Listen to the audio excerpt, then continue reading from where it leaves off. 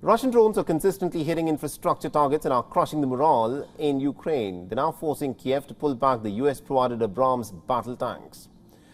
The Russian drones have made it extremely hard for the tanks to operate without detection.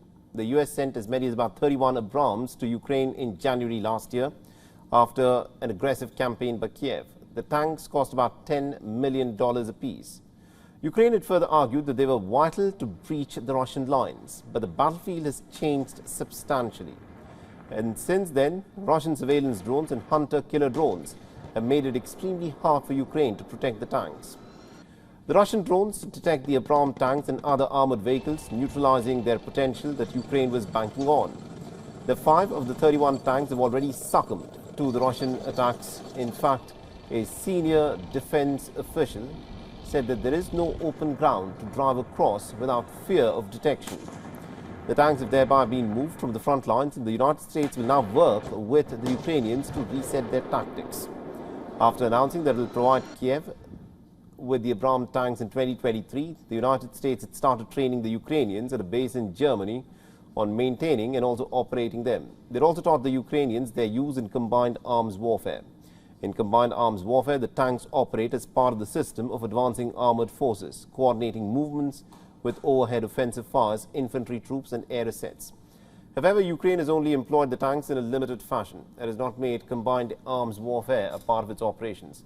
The war has turned into a bit of a grinding battle of attrition, with each side trying to exhaust its enemy's resources. Moscow is banking on drones to destroy the tanks, as many air defense systems are not optimized to shoot them. The drones have also allowed Russia to avoid putting sophisticated aircraft and pilots at risk and to save their expensive long-range precision missiles. As Russian attacks continue to threaten the Ukrainian defenses, Ukrainian President Volodymyr Zelensky has yet again called for additional air defense systems to be sent to Kiev. Zelensky has further said that a pause in US funding has helped Moscow to seize the initiative, and the Pentagon has now agreed to provide Ukraine with additional Patriot missiles. This year, Russian jets has already used more than 9,000 guided aerial bombs against Ukraine.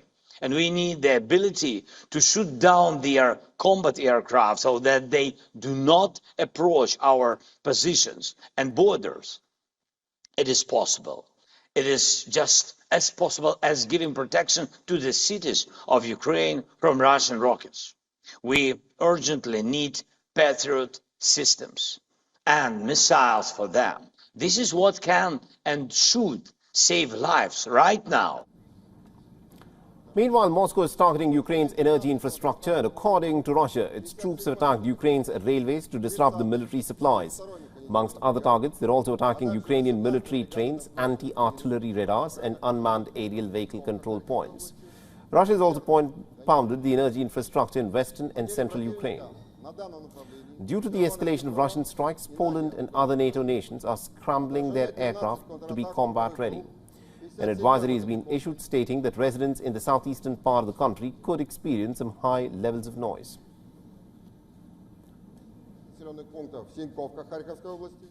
All right, now to give us more perspective on this, we're being joined by Mr. Scott Lucas from Birmingham in the United Kingdom. He's a professor of international politics at the University College in Dublin.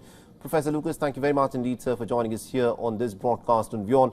Now, what we are witnessing is a heightened intensity of the conflict over the course of the last few weeks, and also especially since the United States passed that security bill assisting Ukraine with about $61 billion. But the fact that Russia is now targeting specifically the railways and also other logistical carriages, does it mean that the Ukrainians will find it much harder to bring any Western-given weapons to the battlefield?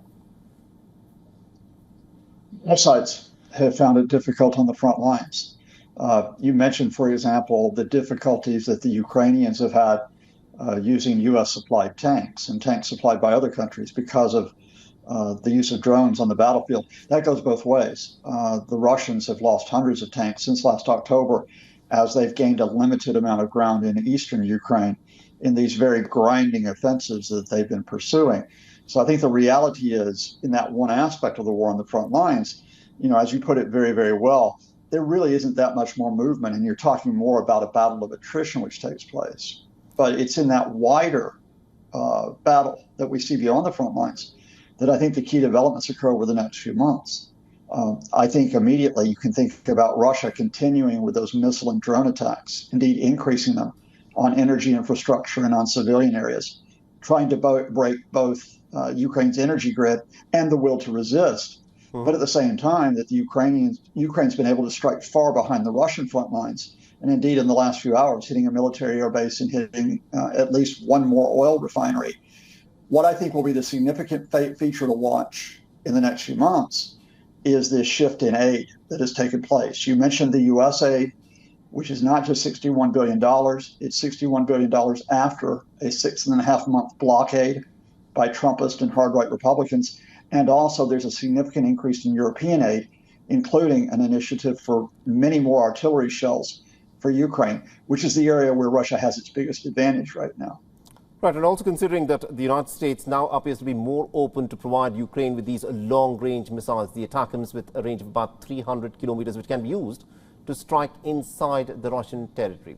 What do you think is the scope of escalation in this conflict? Because the Ukrainians are choosing to target inside the Russian territory pretty deep. Well, I think we need to make a distinction here.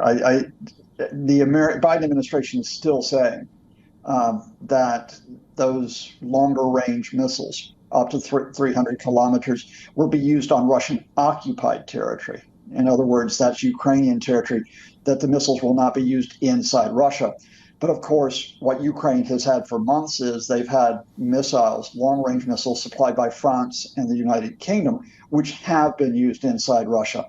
So I think what you're going to see is that the American missiles will be significant on putting pressure on the Russians in the occupied areas, while at the same time, Ukraine has the capabilities with its own drones and with missiles from other countries to try to degrade Russia's military machine inside Russia itself.